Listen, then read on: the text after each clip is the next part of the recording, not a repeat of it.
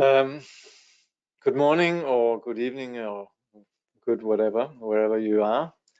Welcome to our study of, the Bodhisattva Guide, which is then His Holiness's commentary on the way of the Bodhisattva.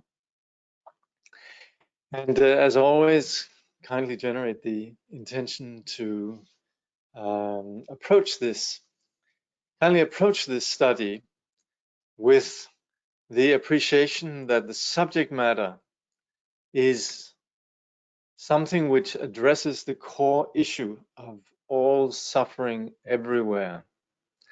So we're not, with studying this, studying a Buddhist thing. We're looking beyond just the method and at the actual issue, which is consciousness and the deluded consciousness and how it spins off into this condition that we call samsara. Now, when presenting this material, I'm always very conscious of the fact that I grew up in a culture, and many of you have grown up in a culture in which knowledge and science and you could say the insight into our reality is very much founded on a science that assumes that there's really just the physical, and certainly that assumes primacy of the physical. That means your consciousness, if such a thing even exists, according to some neuroscientists, is an emerging property of the brain. And as such, we've been brought up to believe really that consciousness is just something that emerges out of the physical. There's not really much of an explanation to exactly explain that. We have what's called an explanatory gap. But nevertheless, with the prominence of the physical, the material within our science, then the assumption really is that consciousness must be, like everything else that we can understand with materialist science, must be something that arises from physical causes. And this, of course, is very difficult to explain. And certainly for the Buddhist, you could say, there would really be a view that is rather a leap of faith, that something that doesn't have consciousness could give rise to consciousness. But of course, that is the nature of our particular science, and that is the nature of, you could say, the science of modernity. So what we're looking at here is something that comes from a very different place. It comes from the same place of, you could say, inquiry and a verifiable, or if you like, falsifiable science that doesn't assert something on the basis of just revelation or belief or some sort of just, it would be nice to think that things are in a particular way, but it's a science that observes what really is immediately present and what we can know about it. But it does identify consciousness as the most primary of everything that we engage with and in and through. So the primacy of consciousness is present within what you could call the Buddhist project. And it's on the basis of consciousness that our confused projections then bring about suffering. And this is where the Buddha discovered that we could be free of these assumptions, these unfounded beliefs in reality. And that's where the Buddhist critique really is about dismantling our confusion. And we do this not just through a belief system or sort of just some methods that sort of we blindly follow, but really on the basis of analysis, actually looking at our reality and essentially understanding how does confusion come about, what can we do to eliminate it. And the Buddha comes from a place which is on the basis of what he calls the Four Noble Truths, which is really the understanding that this confusion comes about through causes. It's not innate, it's not something that is imposed on us from external source, but it's something that we ourselves have fallen into. There's a condition of ignorance that prompts this experience of suffering. Yet this condition is workable, and that's why the Buddha taught then, you could say, an applied science, a path to unravel this, to dismantle this confusion. And that is what we're looking at here. And we should understand that this condition of samsara is premised really on the issue of the consciousness of the mind. And so we're continually referring back to where the mind can throw us when it's confused, and also acknowledging on the basis of the Buddha's discovery and also on the basis of those who have followed the Buddha, that this condition is curable. And yet this condition doesn't just cure itself. We have to be proactive in terms of the application, the path. So there is this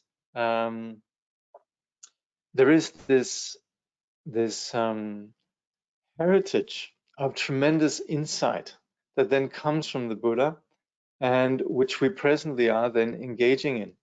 And so this is, of course, a study that is radically different from the kind of study that we ordinarily undertake, and it's radically different from the conversations that we normally have within our modern world. This is an inquiry into the cause of suffering, not as the politicians, not as the sort of the external circumstances, but really understanding the nature of consciousness and the nature of our mind as being primary in this context. And of course, when we say mind, we're not just saying some cerebral philosophical project, but we're really talking about working with our entire being. But that's where then we look at this not in terms of we are just in one particular way, but we see everything that exists really as coming about through causes and conditions, and we can work with these causes and conditions. And this is then the proposition that we have here in the way of the Bodhisattva, to get to the bottom of what drives this suffering. And this is where we understand this is not just our isolated project, but this is really a universal project that applies to everyone, everywhere, at every micro moment. So we're presently then just at the beginning of the text here. Here we have the author of the original work, Shantideva. And we've looked a little bit about the general nature of the Buddhist path, and then specifically then now His Holiness is talking about the Bodhicharyavatara.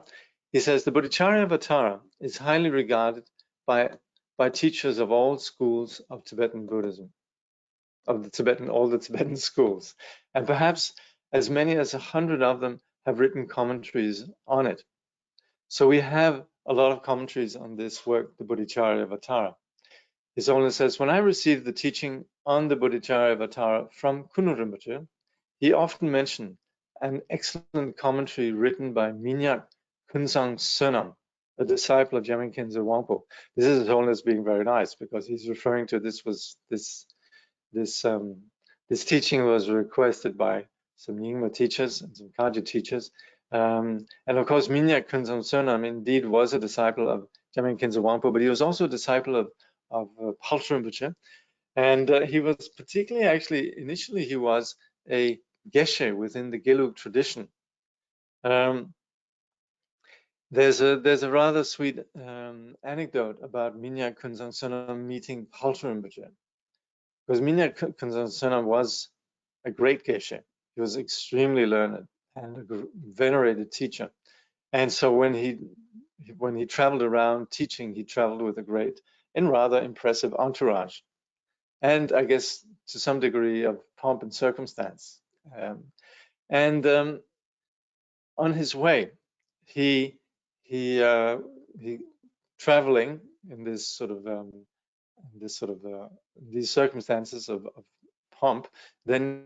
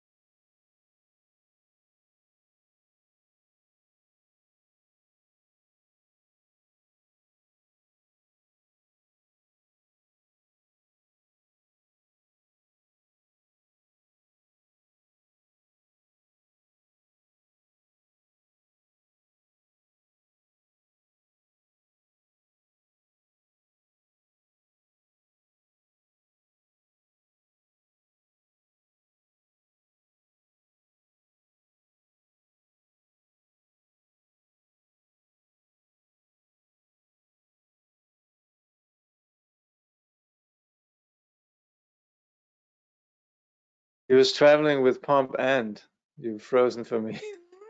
Oh gosh. Oh dear. Well, so we're having it fixed next week. It's back. All right. So sound is back. Okay, I'm going to switch off the webcam, and that will definitely make it easier for the broadband. Okay. All right. Hurry, you're back. I guess you mean hurrah. Okay. Yes, so anyway, the bottom line is Minyak Kunsan Sonam. Okay. So Minyak Kunsan Sonam became a student of Paltram Rinpoche. He got down from his horse. He was traveling with great pomp and circumstances. He recognizes Paltram Rinpoche. He gets down from his horse and prostrating in front of Paltram Rinpoche, he sort of vows to follow Paltram Rinpoche and Paltram Rinpoche's example. So that's where he then sort of became a close student of Paltram. Paltram Rinpoche is famous for his commentary on the Bodhisattva, and hence also through Minyak Kunsan Sonam, and also through another Kunsan Palden, we have then a great commentary. So we have these remarkable commentaries on the Bodhisattva, which very much come down to us from Paltram Rinpoche, through then lamas like Jamyang Khyentse Wangpo, through and through the likes of Kunu Rinpoche and so on. But there, of course, were many others who wrote these commentaries in the Tibetan tradition. So that's His Holiness's point. Anyway, so he says, His Holiness says, the Bodhisattva condenses the three turnings of the wheel of the Buddha's teachings. I will read it aloud so you receive the spiritual transmissions, which is a source of blessing. I shall not explain the text word by word, but rather I shall comment on the essential points. So what you have here, what we have with this work is a very sort of approachable, not too long presentation of the basic, really the main points of the Bodhisattva. But that said, it's not as if the Bodhisattva has a lot of fluff that we can just sort of like regard as unimportant. But Shantideva, who is so skillful in making his point, basically exposing the flaw of our way that we think, of course, makes some extensive argumentations and some points that His Holiness will sort of summarize. So His Holiness continues, when receiving this teaching, it is important to have the correct attitude. It is not practicing the Dharma properly to listen with the intention of gaining material advantage or reputation. Neither should our goal be higher rebirth in the next life, for example, as a celestial being or a powerful human being.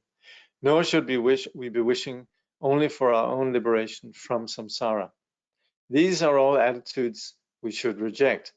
Instead, let us listen to the teaching with a determined wish to attain the state of omniscience for the sake of all beings who are infinite in number.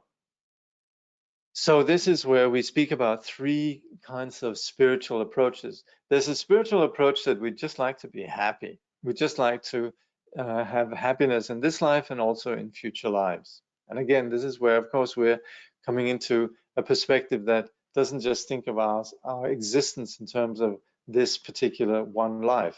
We don't subscribe to this view, oh, well, there's only one life, you know. It is very much about we will have continually, and this is, of course, as long as we're conditioned by this confusion that is perpetuated through our ignorance, then we will have rebirth after rebirth after rebirth.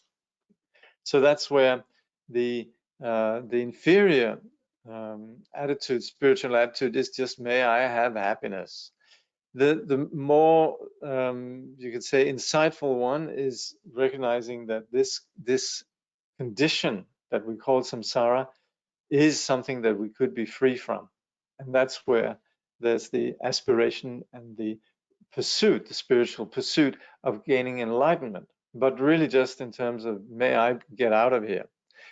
But what His Holiness is proposing, that we're interested in not just our own enlightenment, but really we're aware of the larger context the larger community, all those with whom you can say we're here in this universe together, all sentient beings. And that's where the intention is, that we're not just aspiring to enlightenment for our own sake, but for all beings.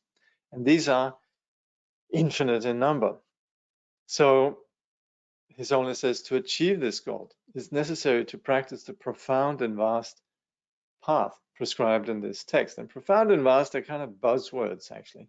Profound referring to the Madhyamaka, the teachings on emptiness, and the vast referring to the luminous quality of awareness.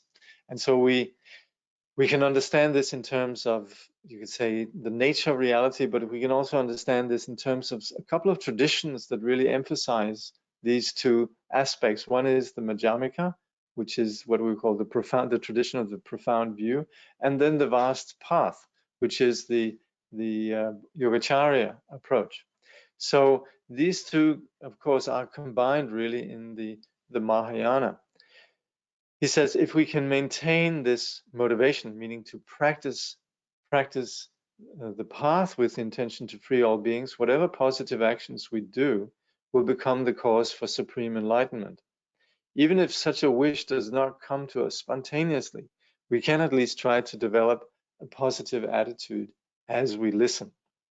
So that's where His Holiness last time, he actually suggested that that we preface any of these studies really with just some basic reflections. And I'm just going to bring these up. I had actually forgotten these, so let me just find them. But we should really do this. I actually just forgot, but we actually would want to do this at the beginning of these studies. I think it's a really good thing.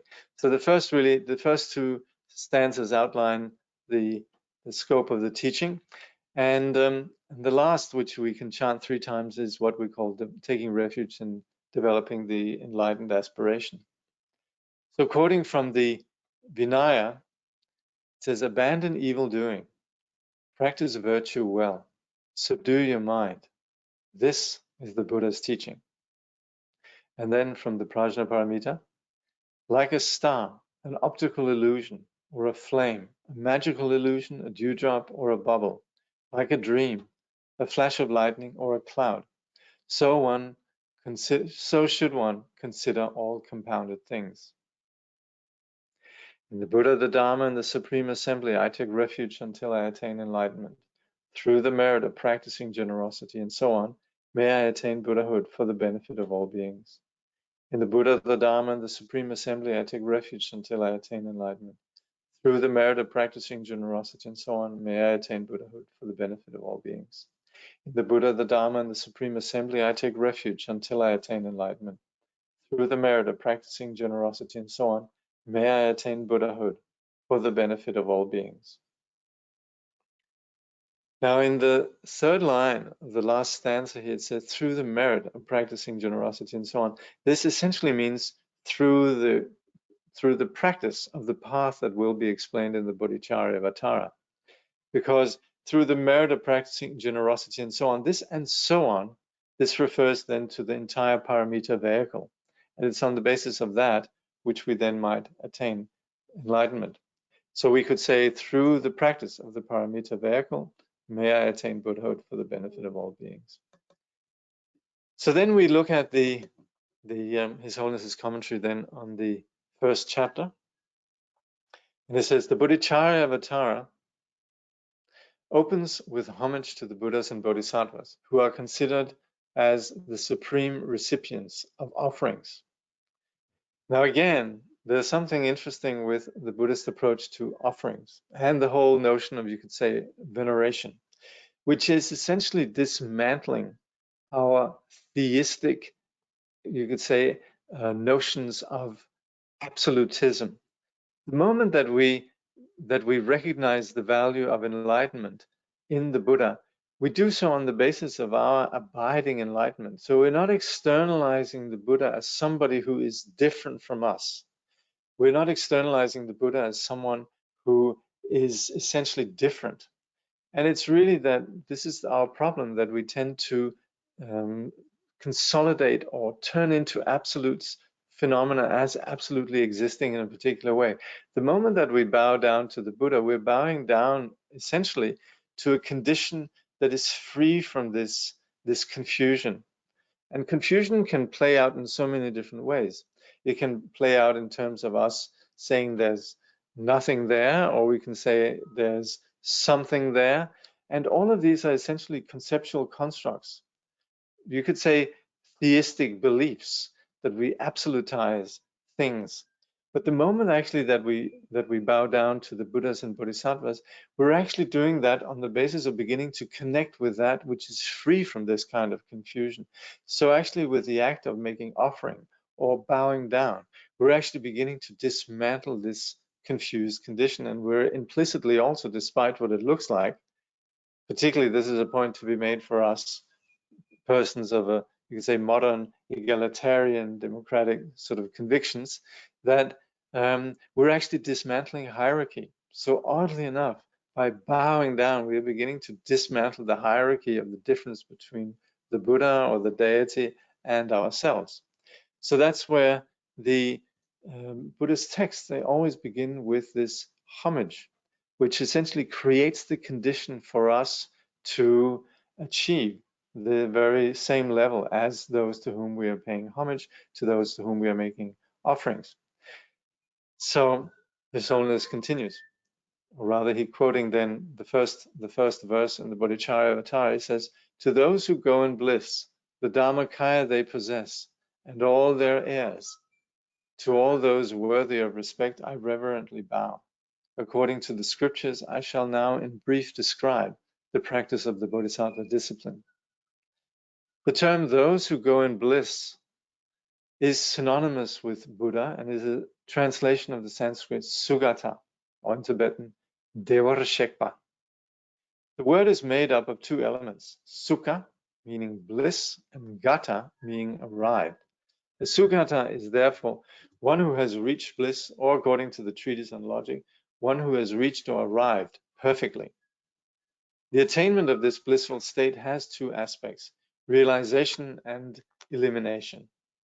And this is generally also the way that we would describe the entire, the entire path, which is the elimination of the confusion that unveils the abiding innate disposition of purity that we originally possess, but which has been obscured. So His Holiness says, as the mind develops spiritual qualities and gets rid of all that hinders or obscures them, it increasingly gains the ability to see clearly the nature of phenomena until it perceives the ultimate nature without any obstruction. This perception of phenomena as they really are is the wisdom that knows everything without the least misconception. It is the state of wisdom that cannot be veiled, nor can it deteriorate. The aspect of realization refers to meditation on the absence of reality in phenomena. So this refers to the view that we then have, the understanding that we then apply and familiarize ourselves with through the practice of meditation. And it is essentially this understanding that our present projection of solidity, belief in absolutes and that things exist in a way that they don't, that we actually see through this. And this is, of course, the critique that's basic to the entire middle way, that we actually challenge our assumptions. So His Holiness continues, this leads to the perfect knowledge of the multiplicity of phenomena and the perfect knowledge of their nature. Then, through the power of antidotes, we eliminate all the veils that obscure our understanding, which enables us to perceive phenomena in their naked form and attain the perfect knowledge of all phenomena without exception. These three kinds of perfect knowledge constitute the three characteristics of reaching bliss through realization. So this refers to then the insight into phenomena as they are, into the way that phenomena appear in their multiplicity, and then the application of these antidotes. His Holiness then says, this unmistaken view or understanding develops gradually through practice. As it becomes stronger and more evident, it acts as an antidote to the mistaken belief in ego and in the reality of phenomena. which as a result becomes weaker and weaker. Finally, when this antidote has reached its full strength, the non-conceptual of wisdom that sees the lack of self arises. Now, as was pointed out here in the Mahayana, when we say lack of self, it's not just in terms of our person, but also self in the sense of the way that we solidify phenomena. So the comment footnote reads, in Mahayana Buddhism, the term lack of self, dharma in Tibetan or Sanskrit, niratma, applies not only to the individual's ego, but to all phenomena. Self meaning in this context, real of substantial entity. A bodhisattva has to realize the lack of self in him or herself as an individual and in all other phenomena. So everything that we think of in terms of self and other, where we project a solidity onto ourselves, onto the external phenomena, self and other, this is where we, on the basis of analysis, not on the basis of blind belief or whatever, it's on the basis of our, you can say, hard intelligence and analysis, we see that our assumptions are flawed. So this is the insight into lack of self. His Holiness continues, this wisdom thus counteracts obscuration, and it eliminates negative emotions simply through seeing phenomena as they really are. This is what we call perfect elimination. So we're talking here about the basic confusion that is counteracted, and also what comes with basic confusion, namely the insecurity of ego and its toxic strategies, which we refer to as the kleshas, the aversion, the attachment, pride, jealousy, and ignorance. So these are eliminated not as something that we sort of either suppress or that we work with gradually or they become less, but it's actually through seeing this, the hoax, the flaw of our assumption, awakening from that, we then are free from them. So this is what we call then perfect elimination. He says, His Holiness says, this is not a matter of reducing the strength of the negative emotions temporarily through meditative concentrations of differing degrees or subtlety. Once the negative emotions have been eliminated by means of non-conceptual wisdom, they are eliminated forever. So His Holiness is saying, of course, we do practice gradually, working with our particular neurosis and our particular style of kleshas and so on. But it's only really through this non-conceptual wisdom, the wisdom that's no longer bound by our assumptions, bound by this belief in self and other. It's only on the basis of actually freeing ourselves from these confused projections that we actually see the nature of reality, that we're free from our confusion, and this is what gets to the bottom of it.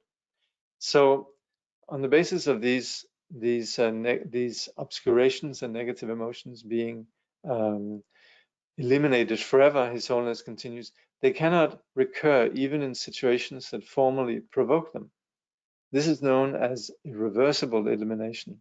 When the extraordinary non-conceptual wisdom is perfected through practice and all obstacles to it have been removed through the antidote, we then say that elimination is complete. So these three aspects, perfect, irreversible, and complete, are the three characteristics of realization through elimination. A Sugata then is one who has arrived through these three realizations and three eliminations.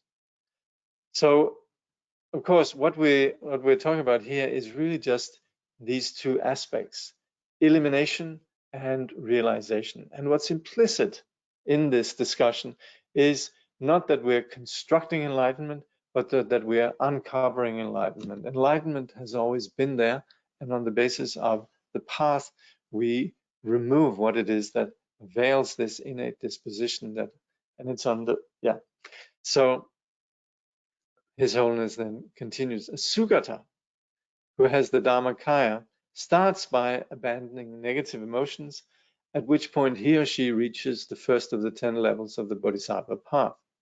Now, when we say Sugata here, we normally would say, refer to somebody who is perfect enlightened, but I think what His Holiness here means is really somebody, a Buddha doesn't just come about like that. The Buddha is someone like Trungpa Rinpoche. The Buddha says the Buddha didn't come out of a lotus, he came out of a factory. And here we are talking about that the Buddha starts somewhere, and it's on the basis of what we've just discussed, through abandoning the negative emotions, seeing through the obscurations. Then the practitioner on the path, the Bodhisattva, then reaches what we call the first level, the first bhumi. Let's see what they say. Yeah. He or she then proceeds along the path to Buddhahood until they reach the level of no more learning. At that moment, they realize the perfectly pure space, the absolute nature, the absolute body, or Dharmakaya. As obscurations to ignorance fall away, all the qualities of primordial wisdom appear, in particular the 21 pure qualities of the Dharmakaya. What is left after all the obscurations have been eliminated is called primordial wisdom. So on the basis of the path, then gradually confusion and all the obscurations are eliminated. We arrive at what was always there, the primordial wisdom. The realization aspect of the Dharmakaya is the culmination of the truth of the path, which is the elimination aspect of the culmination of the truth of cessation. So this is really just referring to the Four Noble Truths, where we would say the realization is what comes about when we have practiced the path, and the elimination is the eliminating what it was that prevented us from the elimination is what keeps us in confusion.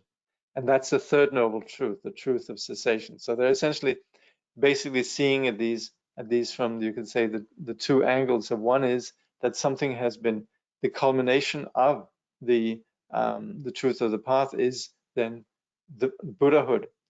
But what we are in fact uncovering is something that was always, you could say, what we are uncovering is a natural disposition that was always there. So just like when we have a curable illness and we treat it, we would say then now, oh, I'm cured.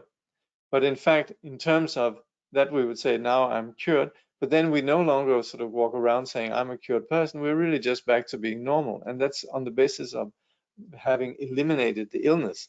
We're back to just being what is there. So that's the essentially the truth of cessation, that we're no longer held by this, we're no longer afflicted by the condition of confusion. Anyway, together these two truths constitute the Dharma, the second of the three jewels in which we take refuge. The Dharmakaya is just the ultimate aspect of the Dharma. So it is the realization of truth.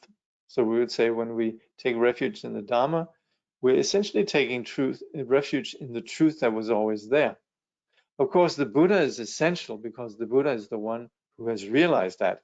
You could say the nature of reality is always there. It's not the Buddha created it or the Buddha attained something that we don't have. It's simply the nature of reality that has always been there. But that we take refuge in the Dharma because that is what essentially enables us to see this reality. His Holiness says the Sambhogakaya and Niyamanakaya, which manifest from the Dharmakaya, constitute the Sangha of beings who have attained the path of no more learning. So that's where then we take refuge in the Sangha as being what manifests out of the Dharmakaya. And these are then, you could say, the Sambhogakaya, then the Bodhisattvas on very high levels, and the Niyamanakaya, then the teachers within this phenomenal world. They represent then, you could say, the greater Sangha. And the Buddha, who is free of defects and endowed with all good qualities, is the one who possesses the truth of the path and the truth of cessation. These three, the Buddha, Dharma, and Sangha, are the three absolute refuges. So this is where, at the beginning then of this discussion, we want to just identify what it is that we're aspiring to. The reason that we bow down to the Sugata is, of course, because they embody the truth, and this is then the truth that we're taking refuge in. The assembly of the Mahayana Bodhisattvas, the Shravakas, and the Pratyeka Buddhas, who are progressing along the path, can be called the supreme community or Sangha. It is to them, along with other teachers worthy of veneration, that Shantideva prostrates here. Having paid homage to the three jewels, he declares his intention to compose this text, which is a compilation of the activities of the Bodhisattvas, or children of the Buddha.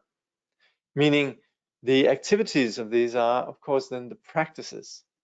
So we're essentially Shantideva, and this is basic to all the, you could say, the way that Buddhist texts are composed, particularly then the what we call the Shastras or the commentaries. They all begin with bowing down to essentially that which is the object of realization and also the object of veneration, which is the Buddhas, Bodhisattvas, and so on. So that we begin with homage, and then also the author, we'll see, always commits to completing this particular text, which is then the declaring the intention to compose this text. What this one here is specifically about is then the practice of the Bodhisattvas. What do the Bodhisattvas do? His Holiness says, the Buddha is said to have three kinds of heirs. So that's when we're talking about the different students of the Buddhas. His physical son was Rahula. Then the heirs of the speech of the Shravakas or Pratyeka Buddhas, and the heirs of his mind are the Bodhisattvas. So we would say this is in Tibetan, you call this Kukye, Sungkye, and Tukye, meaning arisen from the body, arisen from the speech, and arisen from the mind. These last, and then those who are risen from his mind, are referred to as his principal heirs, for they aspire for the benefit of all beings to all the sublime qualities of Buddhahood, applying the unmistaken methods of the path of compassion and emptiness. They are the heirs of the Buddha that Shantideva is referring to. And it is their activities in all their different aspects that he describes here, covering the essential points of the spiritual path.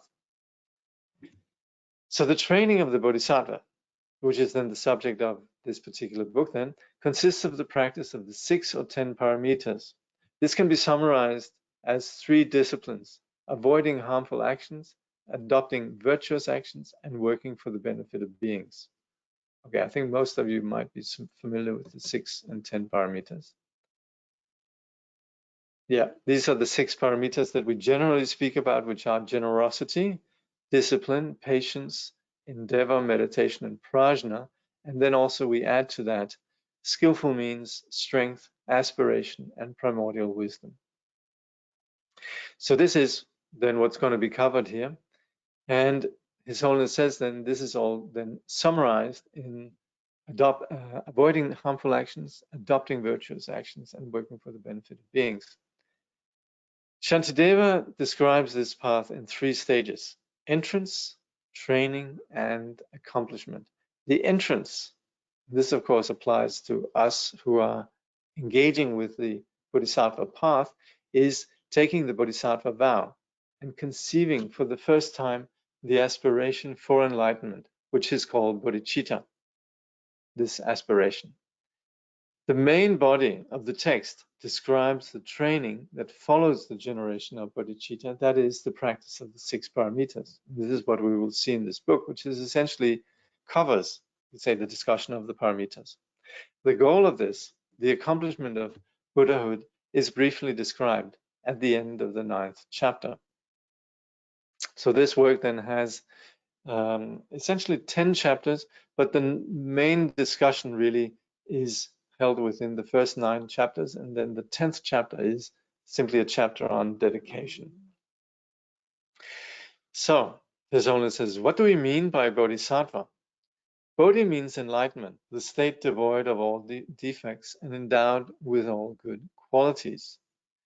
Sattva refers to someone who has courage and confidence and who strives to attain enlightenment for the sake of all beings.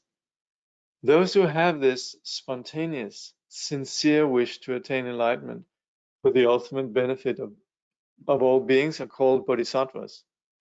Through wisdom, they direct their mind to enlightenment, and through their compassion, they have concern for beings. This wish for perfect enlightenment for the sake of others is what we call bodhicitta, and it is the starting point of the path. So we're going to really be looking at bodhicitta continually through this discussion. His Holiness says, by becoming aware of enlightenment, what enlightenment is, one understands not only that there is a goal to accomplish, but also that it is possible to do so.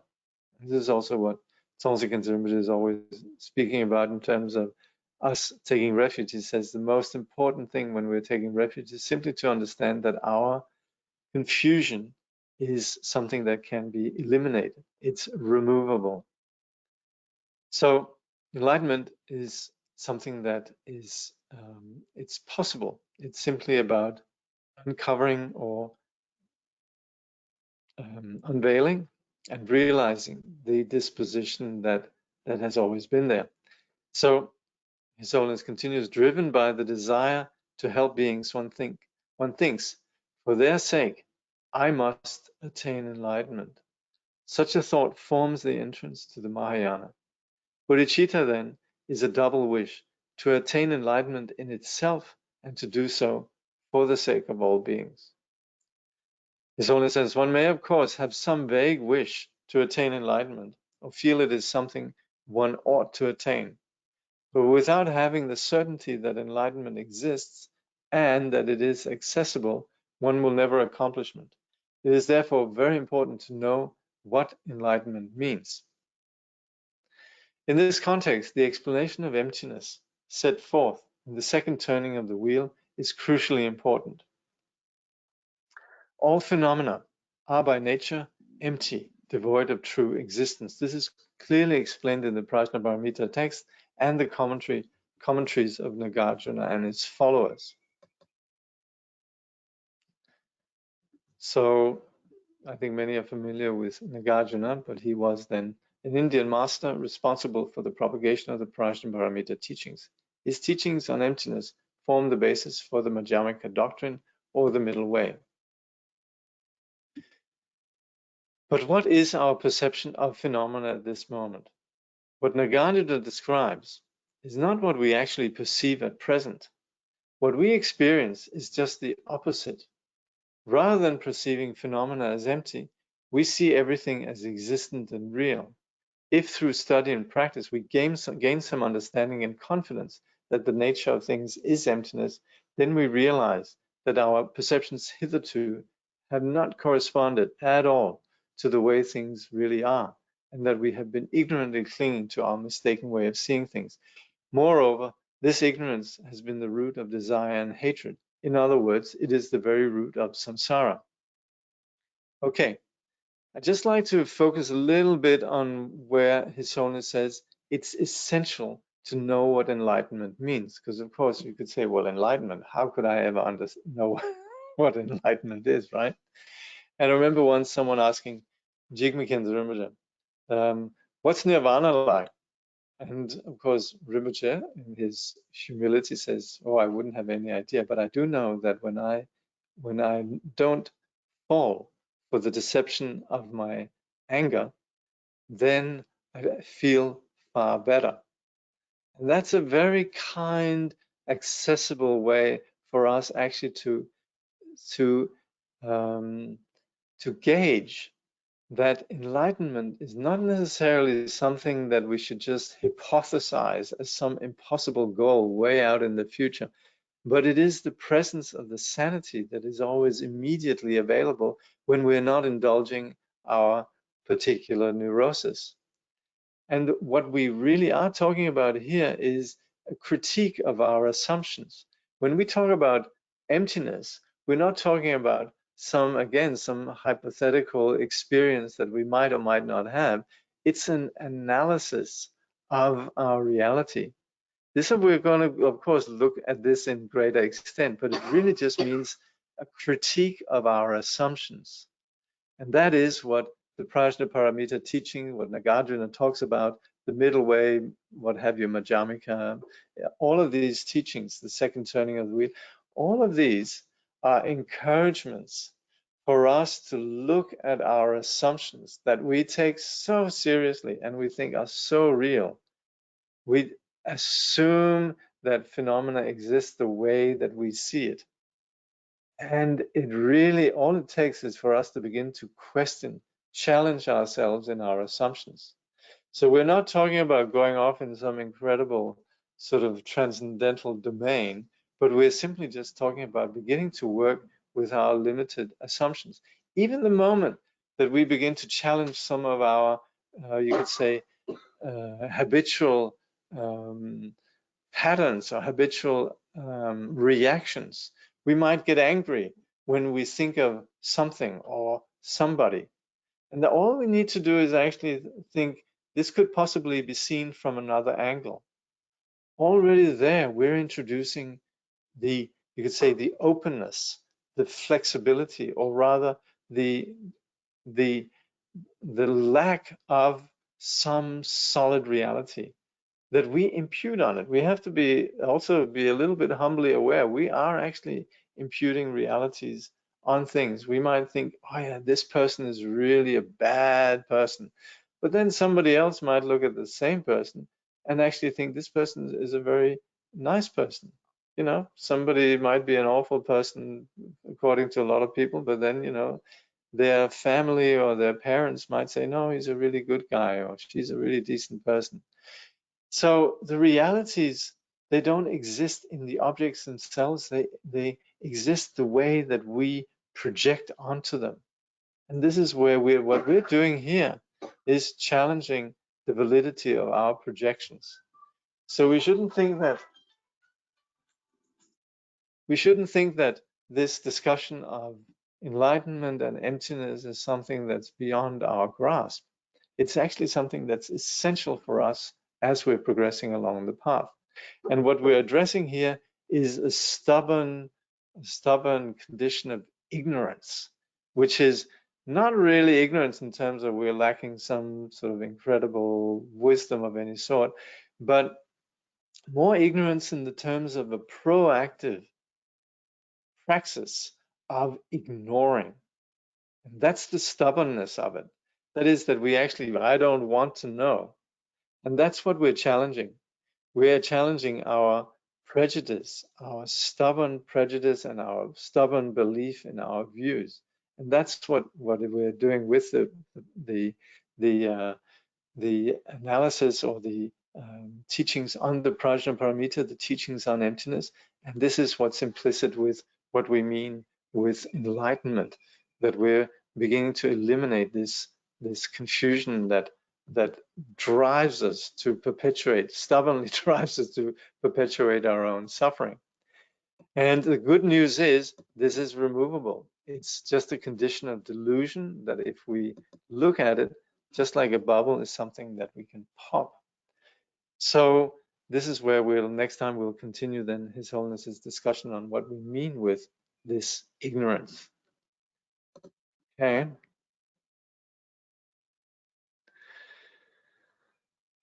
So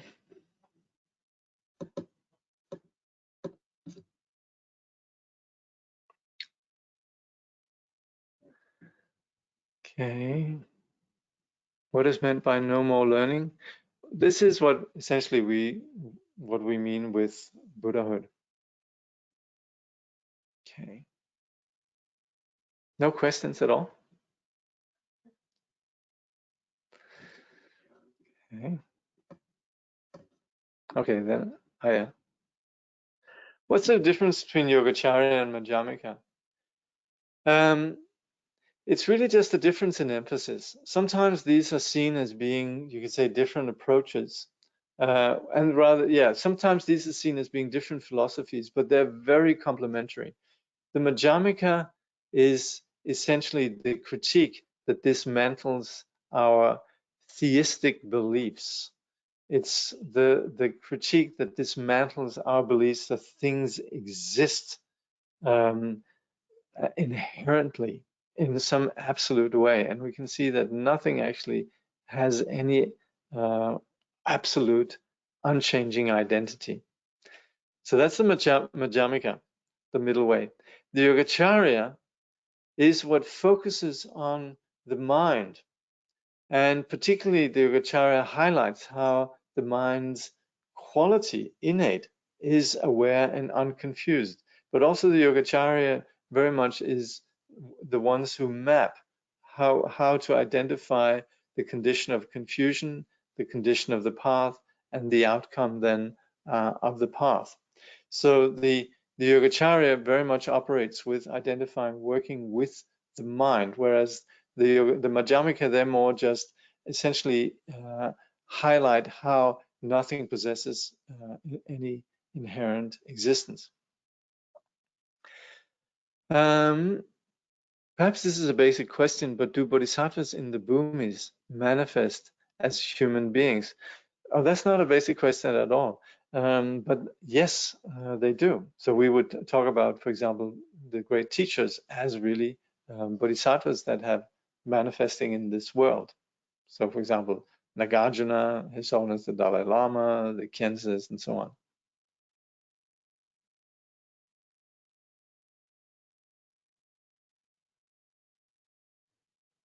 How can we practice the path if we don't live within our projections?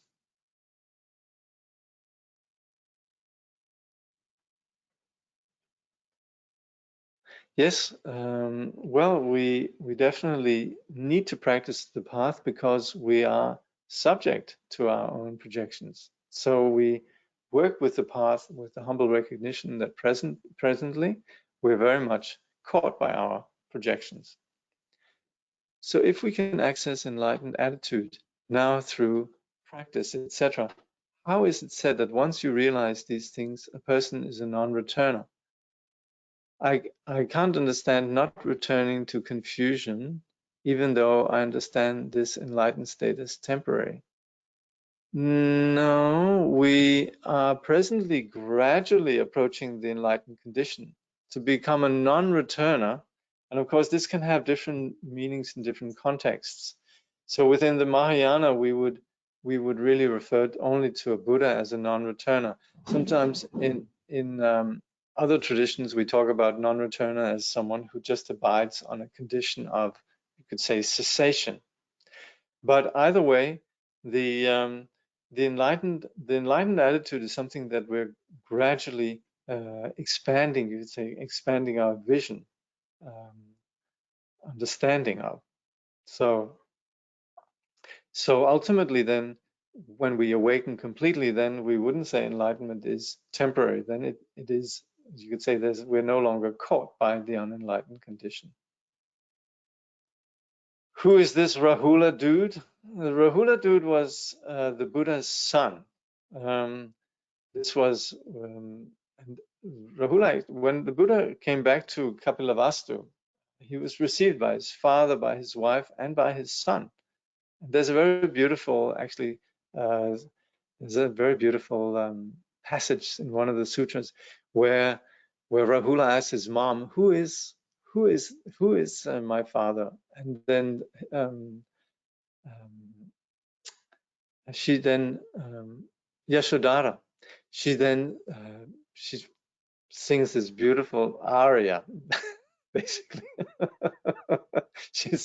There's a long sort of passage where she sort of extols the history of her and Prince Siddhartha from their previous lives, and also the qualities now him as an enlightened person.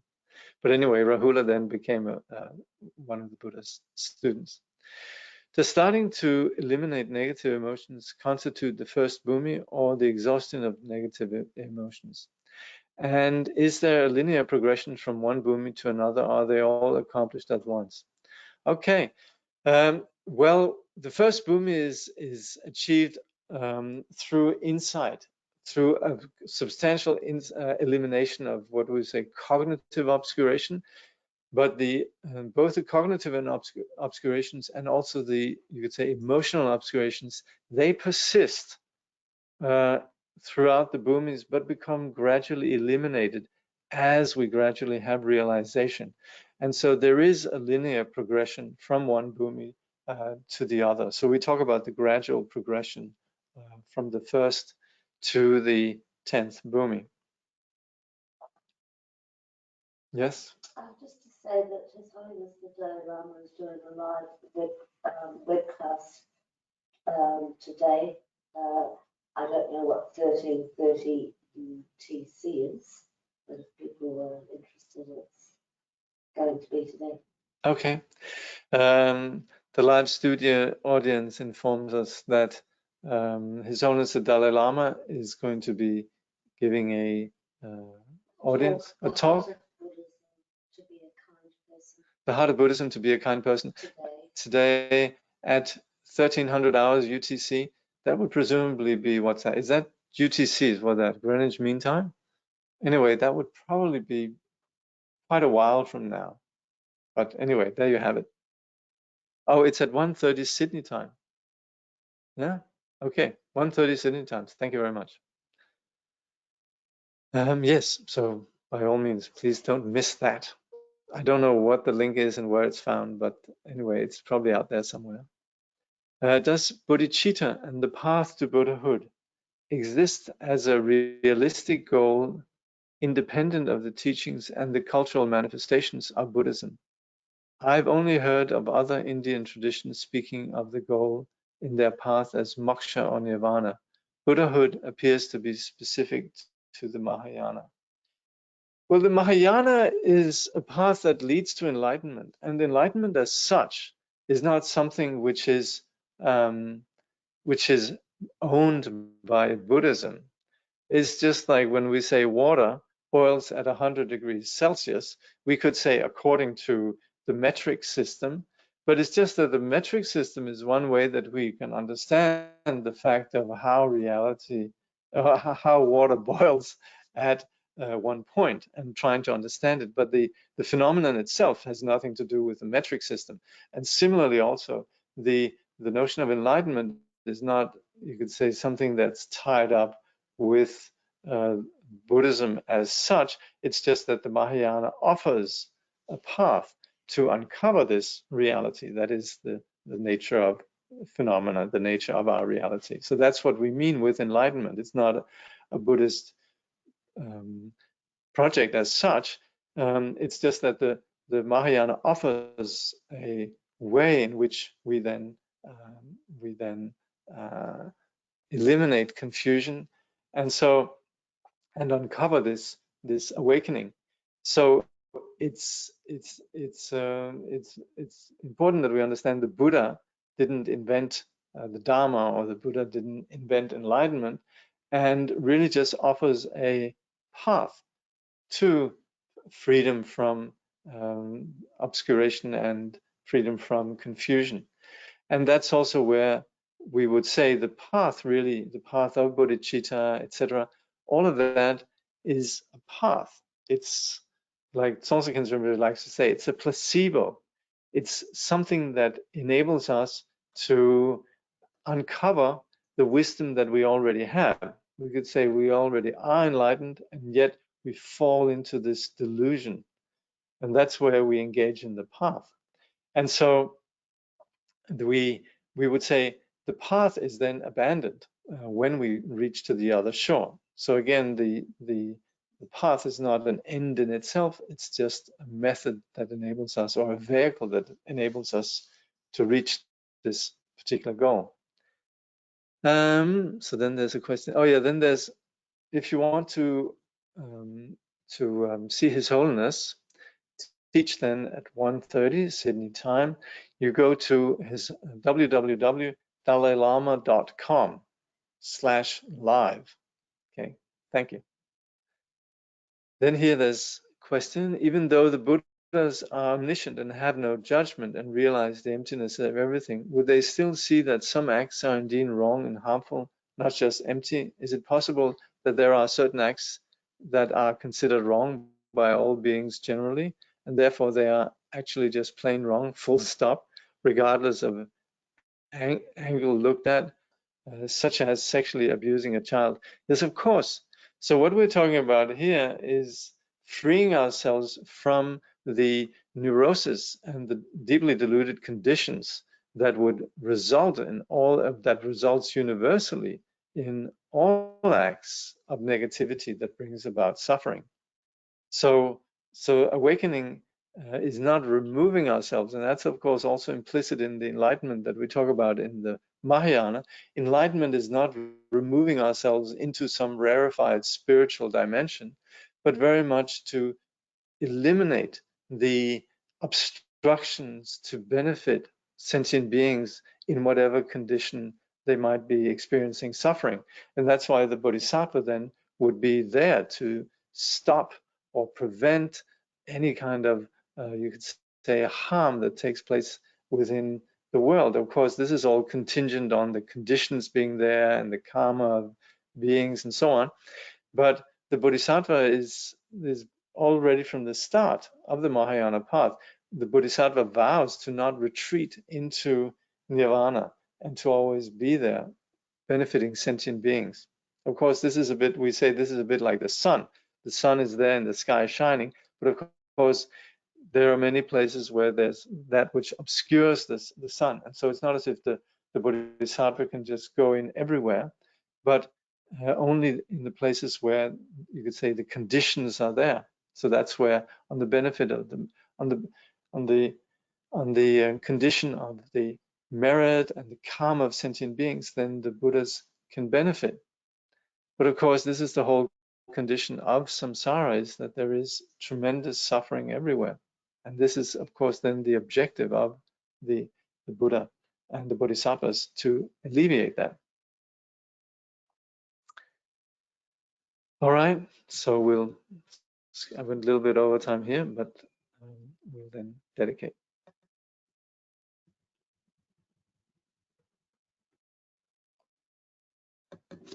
May bodhicitta, precious and sublime, arise where it has not yet come to be, and where it has arisen may it never fail, but grow and flourish ever more and more. Through all our births, wherever we may be born, may we be endowed with the 7 good qualities of the higher realms. As soon as we're born, may we meet with the Dharma and have the freedom to practice it properly. At that time, may we please the holy gurus and practice the Dharma throughout the day and night. Realizing the Dharma and accomplishing its essential meaning, may we cross the ocean of existence in that life. Thoroughly teaching the holy Dharma in this world, may we never tire of accomplishing the benefit of others. By this vast benefit of others, without partiality or bias, may all attain Buddhahood together. Okay.